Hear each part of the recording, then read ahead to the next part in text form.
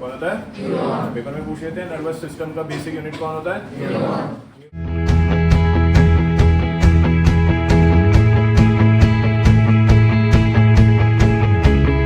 Happy Diwali.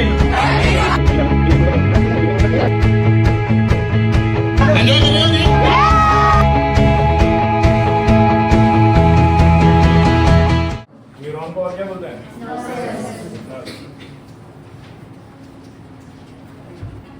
Neuron या फिर कोई खास बात न्यूरॉन की?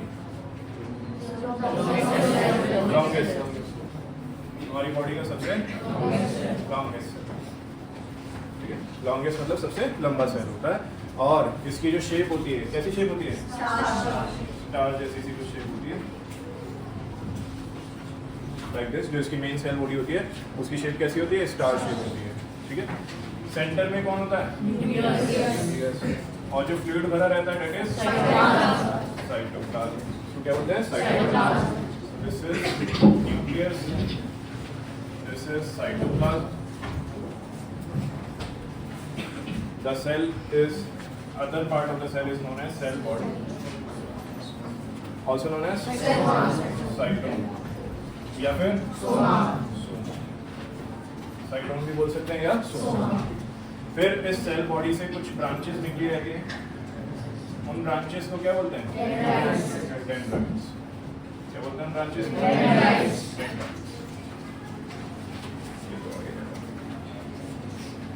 These branches are basically known as dendrites.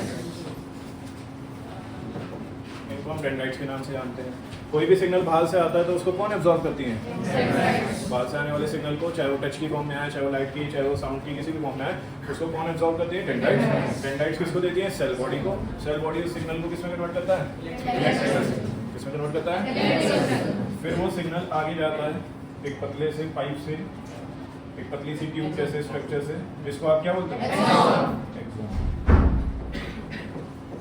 Axon की खास बात, longest part of the neuron. Neuron का सबसे लंबा पार्ट एक्सॉन ही होता है। Longest part of the neuron is known as axon. Clear till now? फिर एक्सॉन के ऊपर एक कवरिंग होती है, myelin sheet. This covering is basically known as myelin sheet,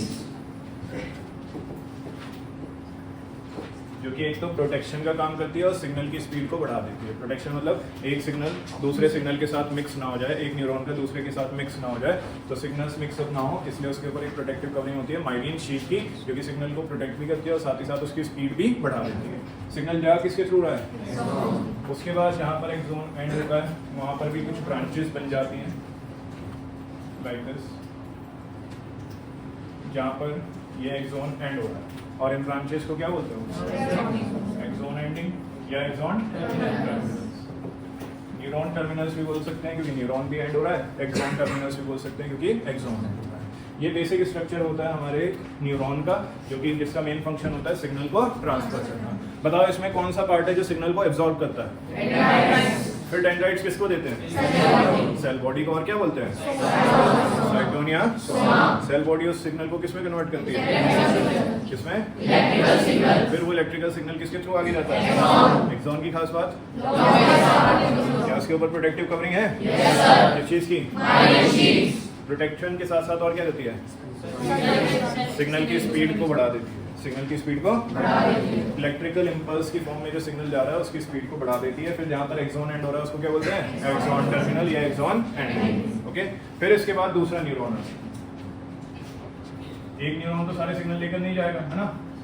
तो इसके बाद क्या आएगा? दूसरा न्यूरॉन आएगा, जिसकी बॉडी भी कैसी होगी? सेल जैसी शेप की होगी और उससे भी क्या निकले होंगे? डेंड्राइट्स निकलेंगे। उसके पास भी क्या होगा? एक एक्सॉन होगा, उसके ऊपर भी क्या होगी? एक माइलिन शीट की कवरिंग होगी और वो भी एंड हो रहा होगा कहीं ना कहीं, है ना? होगा तो ये भी बड़ा ही इसके जितना ही होगा, बस स्पेस कम थी इसलिए मैंने छोटा बना दिया। उससे कोई दिक्कत तो नहीं है? इसके पास भी न्यूक्लियस होगा, इसके पास भी साइटोप्लाज्म होगा, सब कुछ सेम है, ठीक है। एक न्यूरॉन से दूसरे न्यूरॉन पर सिग्नल जाना है, फिर दूसरे से तीसरे, तीसरे से चौथे, चौथे से पांचवें और अल्टीमेटली सिग्नल कहाँ पहुंचना है? ब्रेन तक पहुंचना है। लेकिन इन दोनों न्यूरॉन्स के बीच में गैप है। इन दोनों न्यूरॉन्स के बीच में क्या है बच्चों? अब गैप है तो सिग्नल आगे कैसे जाए? दिक्कत ये, क्योंकि सिग्नल है इलेक्ट्रिकल सिग्नल। क्या इलेक्ट्रिकल सिग्नल गैप के बीच में से पास हो सकता है? गैप के बीच में से पास नहीं हो सकता। अगर आप इलेक्ट्रिक वायर को बीच में से कट कर दो, एक इलेक्ट्रिक वायर ये रहा उसका हिस्सा और एक हिस्सा ये रहा, अगर उनके बीच में हल्का सा भी गैप है तो क्या करंट पास होगा? करंट कब पास होगा? जब उनको एक दूसरे से अटैच। हल्का सा भी गैप होगा तो क्या एयर के थ्रू करंट पास होगा? क्योंकि इलेक्ट्रिकल सिग्नल एयर के थ्रू पास नहीं हो रहा है ना। तो यहाँ पर भी क्या हो रहा है, एक न्यूरॉन और दूसरे न्यूरॉन के बीच में क्या है? ये न्यूरॉन 1, ये न्यूरॉन 2, इन दोनों के बीच में क्या है? गैप। इस गैप को बच्चों बोलते हैं synapse. The gap between two neurons is known as synapse. The gap between two neurons is known as synapse. The gap between two neurons is known as synapse. The gap between two neurons is known as synapse. अब signal कैसे जाए आगे? गड़बड़ हो गई ना? क्या गड़बड़ हो गई? सिग्नल फटाफट से आगे जाना चाहिए था, लेकिन सिग्नल के बीच में रास्ते में क्या आ गया? गैप। उस गैप को क्या बोलते हैं? साइनेप्स। तो ये गड़बड़ किस किस को समझ आ रही है कि गड़बड़ क्या है? गड़बड़ इज क्लियर? पारस गड़बड़ क्लियर है आपको? गड़बड़ इज दैट के बीच में क्या आ गया? गैप आ गया और उस गैप को क्या बोलते हैं? साइनेप्स। लेकिन सिग्नल आगे तो पहुंचाना ही है कैसे भी करके। तो बच्चों क्या होता है, यहाँ पर इस खाली जगह में कुछ स्पेशल केमिकल्स प्रेजेंट होते हैं। क्या होते हैं? Special chemicals. Those special chemicals are known as neurotransmitters. क्या कहलाते हैं वो? न्यूरोट्रांसमीटर्स। इन गैप के बीच में जो स्पेशल केमिकल्स प्रेजेंट हैं, those special chemicals are basically known as neurotransmitter. अब समझना होता क्या है, यहाँ से सिग्नल किस फॉर्म में आ रहा था? इलेक्ट्रिकल सिग्नल था। कैसा था? Electrical signal. अब इलेक्ट्रिकल सिग्नल आगे तो जा नहीं सकता है क्योंकि बीच में क्या है? गैप है। गैप को क्या बोलते हैं? तो सिग्नल जाता है इन केमिकल्स के पास और वो इलेक्ट्रिकल सिग्नल अब कन्वर्ट होता है केमिकल सिग्नल।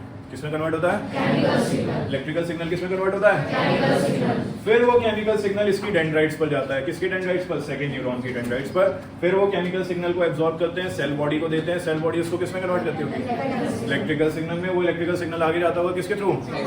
एक्सॉन के ऊपर प्रोटेक्टिव कवरिंग होती होगी किसकी? और एक्सॉन एंडिंग पर फिर से तीसरा न्यूरॉन शुरू हो जाएगा, लेकिन उसके बीच में भी क्या होगा? गैप। उस गैप को क्या बोलेंगे? उस गैप में क्या भरे होंगे? कुछ स्पेशल केमिकल्स। उन स्पेशल केमिकल्स को क्या बोलेंगे? क्या बोलेंगे? सिग्नल कैसा आएगा? Electrical signal. इलेक्ट्रिकल फॉर्म में आएगा।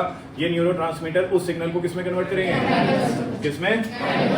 केमिकल सिग्नल में। फिर वो केमिकल सिग्नल डेंड्राइट्स एब्सॉर्ब करेंगी। डेंड्राइट्स किसको देंगी? सेल बॉडी किसमें कन्वर्ट करेगी?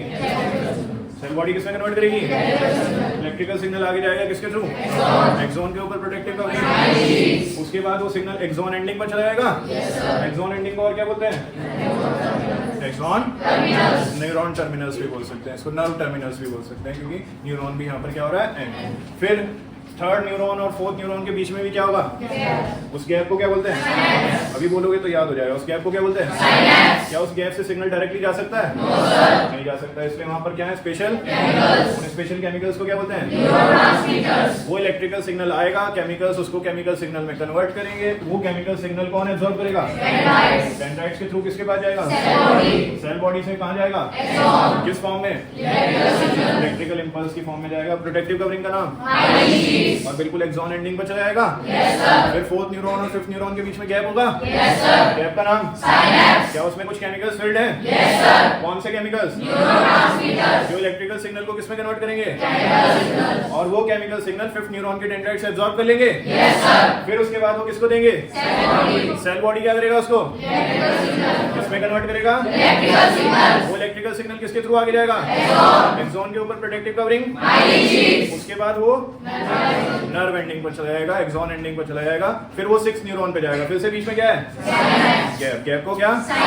बीच में न्यूरोट्रांसमीटर्स जो इलेक्ट्रिकल सिग्नल को किसमें कन्वर्ट करेंगे? केमिकल सिग्नल्स में। जो इलेक्ट्रिकल सिग्नल को किसमें कन्वर्ट करेंगे? उस केमिकल सिग्नल को नेक्स्ट न्यूरॉन के डेंड्राइट्स एब्सॉर्ब करेंगे। फिर से इलेक्ट्रिकल सिग्नल में कन्वर्ट करेगी उसकी सेल बॉडी। फिर वो सिग्नल आगे जाएगा एक्सॉन के थ्रू, प्रोटेक्टिव कवरिंग, और बिल्कुल एंडिंग तक पहुंच जाएगा। इस तरह से एक न्यूरॉन, दूसरा न्यूरॉन, तीसरा न्यूरॉन, चौथा न्यूरॉन पास करते करते करते करते सिग्नल अल्टीमेटली कहां पहुंचेगा? ब्रेन तक। ब्रेन उन सिग्नल्स को रीड करेगा, इंटरप्रेट करेगा और उसके बाद एक्शन लेगा, है ना। ब्रेन उन सिग्नल्स को रीड करेगा, इंटरप्रेट करेगा और उसके बाद क्या लेगा? एक्शन। एक्शन मतलब ये नहीं है कि हम बहुत ज्यादा कुछ बहुत तगड़ा एक्शन कर रहे हैं, फाइट ही करने बैठ गए। एक्शन का मतलब है कोई भी आप नॉर्मल चीज कर रहे हो, है ना। जैसे कि मैंने आपको स्टार्टिंग में भी एक एग्जांपल दिया था इस चैप्टर के, कि हम कुछ खा रहे हैं और अंधेरा है, मूवी देख रहे हैं, थिएटर में बैठे हैं, कहीं और घर पे मूवी देख रहे हैं, रूम में लाइट बंद करके सिर्फ टीवी की रोशनी आ रही है और हम कुछ खा रहे हैं और हमारे पास पॉपकॉर्न बर्गर दोनों चीज़ें हैं और हमारा पॉपकॉर्न खाने का मन हुआ या बर्गर खाने का मन हुआ, तो हम सिर्फ टच करके बता पा रहे हैं कि वहाँ पर पॉपकॉर्न है या बर्गर है ना। टच करके अगर मैंने बर्गर उठाया लेकिन मेरा पॉपकॉर्न खाने का मन है, तो बर्गर को टच करके मुझे पता चल जाएगा कि ये बर्गर है, पॉपकॉर्न नहीं है। तो फिर जब मेरा ब्रेन उस सिग्नल को पढ़ लेगा, इंटरप्रेट कर लेगा, तो मैं एक्शन क्या लूँगा, बर्गर को रख दूंगा और पॉपकॉर्न उठा लूँगा। तो ये भी एक एक्शन हो गया। क्या हो गया? एक एक्शन का मतलब कुछ बच्चों का लगता है सीधा फाइट ही कर रहे हैं, नहीं फाइट नहीं कर रहे हैं, नॉर्मल एक्शन भी अगर ले रहे हैं तो वो भी किस वजह से ले रहे हैं, न्यूरॉन्स के थ्रू सिग्नल जा रहा है और न्यूरॉन्स के थ्रू ही सिग्नल वापस आ रहा है। जो सिग्नल को लेकर जाते हैं उनको सेंसरी न्यूरॉन्स बोलते हैं और जो सिग्नल को वापस लेकर आते हैं उनको मोटर न्यूरॉन्स बोलते हैं। जो सिग्नल लेकर जा रहे हैं उनको क्या बोलते हैं, सेंसरी न्यूरॉन्स, और जो सिग्नल वापस लेकर आते हैं उनको क्या बोलते हैं, मोटर न्यूरॉन्स। क्या न्यूरॉन्स के बीच में गैप होता है? क्या न्यूरॉन की सेल बॉडी स्टार शेप जैसी होती है? क्या इनके पास ब्रांचेस निकली होती हैं? क्या उनको डेंड्राइट्स बोलते हैं? क्या वो बाहर से आने वाले सिग्नल को एब्जॉर्ब कर लेते हैं? किसको देते हैं फिर वो? सेल बॉडी उसको किसमें कन्वर्ट करता है? फिर वो सिग्नल किसके थ्रू आगे जाता है? एक्सॉन की खास बात, longest part of the neuron. फिर उसके बाद उसके ऊपर प्रोटेक्टिव कवरिंग होती है ताकि सिग्नल इधर उधर ना जाए, आगे जाए, और वो सिग्नल एंड तक पहुंच जाता है। उस एंडिंग पॉइंट्स को क्या बोलते हैं? Axon terminals. फिर दूसरे न्यूरॉन पर सिग्नल जाना है लेकिन बीच में गैप है, गैप को क्या बोलते हैं? क्या बड़े होते हैं स्पेस? स्पेशल केमिकल्स बड़े होते हैं जिनको क्या बोलते हैं? जो उस इलेक्ट्रिकल सिग्नल को किसमें कन्वर्ट करते हैं? फिर वो केमिकल सिग्नल दूसरा न्यूरॉन एब्जॉर्ब कर लेता है। फिर ये कहानी लगातार चलती रहती है और अल्टीमेटली सिग्नल कहाँ पहुंच जाता है? ब्रेन। और ऐसे ही सिग्नल वापस आता है, एक से दूसरा, दूसरे से तीसरा। क्लियर हो रहा है? किस किस को सब कुछ क्लियर हो रहा है? कोई दिक्कत तो नहीं? अच्छा, जो आपके नोट्स में डायग्राम है उसमें एक ही न्यूरॉन का डायग्राम है, उसमें साइनेप्स और न्यूरोट्रांसमीटर के बारे में नहीं लिखा है। तो ये दोनों डायग्राम आप अपने आप बना लीजिए, आपकी प्रैक्टिस भी हो जाएगी और आपको चीज़ें याद भी रहेंगी। और जो जो मैंने बोर्ड पर लिखा है वो सब इंपॉर्टेंट है, इसलिए ही लिखा है। जल्दी से बनाओ।